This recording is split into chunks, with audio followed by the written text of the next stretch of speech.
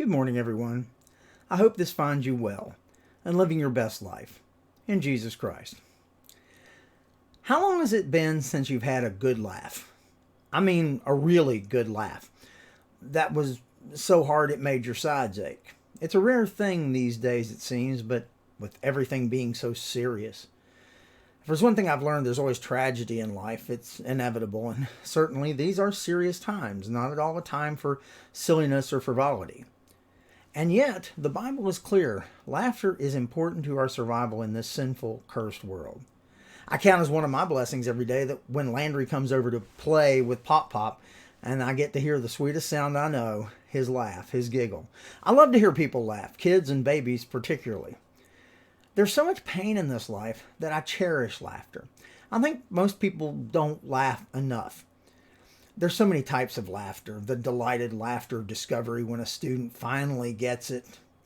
The childish laughter of just being silly around good friends, telling old stories. The stifled laughter of trying to be dignified and yet tickled. The pained laughter of kids when I tell them the absolute worst dad joke or word pun that I can think of and they roll their eyes. And then there's the joyful laughter of Landry when he messes up a game on purpose that we're playing and I pretend to be angry and he giggles. That's why I try to always include humor in everything I do. Music, sermons, conversations, teaching, pretty much everything, especially teaching. Because I've learned that laughter makes people remember things better. I have a motto that I tell Nancy I'm going to have put on my tombstone, and that is, a lesson learned through laughter lasts. I know. Life is serious business. If I hear that one more time some days, I think I'll gag. I fully realize that too much humor can become offensive. I recognize that it can be taken to an extreme that is inappropriate. But doesn't it seem like we have a long way to go before we're guilty of that problem?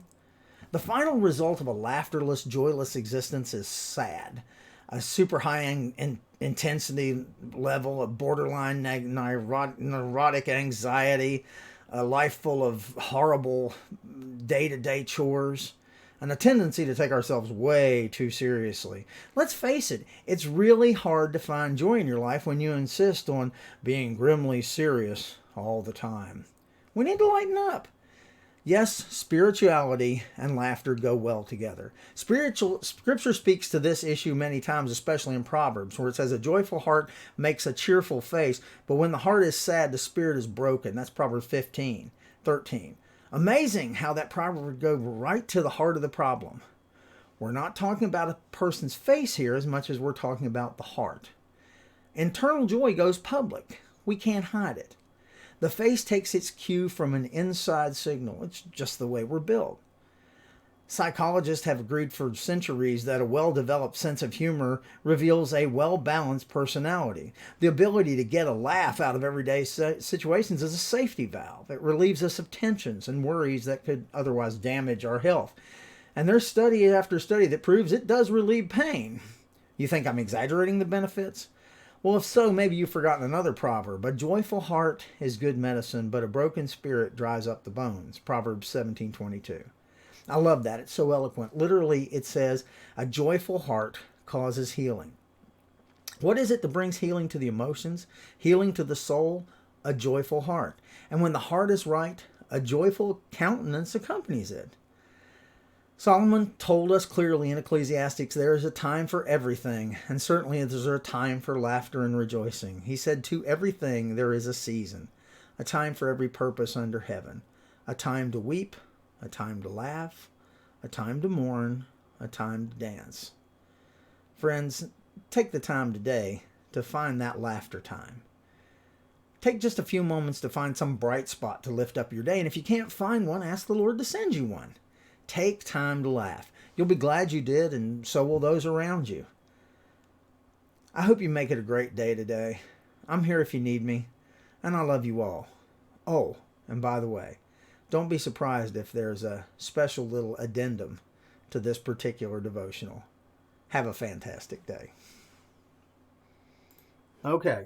Now, Landry, you said you wanted to tell me. No, leave the microphone alone. Now, tell me what you said. Landry, you got to stay here so that people can see you. No wave. Say hi. Hi. All right, now tell me your joke. What's a sword's favorite kind of television? Well, I don't know. What's the sword's favorite kind of television? Captain America movies. Why Captain America movies? That's just silly. Because it's his favorite. Oh, I see. It's his favorite. Okay. And what's a sword's favorite kind of drink? Kool-Aid. Kool-Aid. That makes no sense, Landry.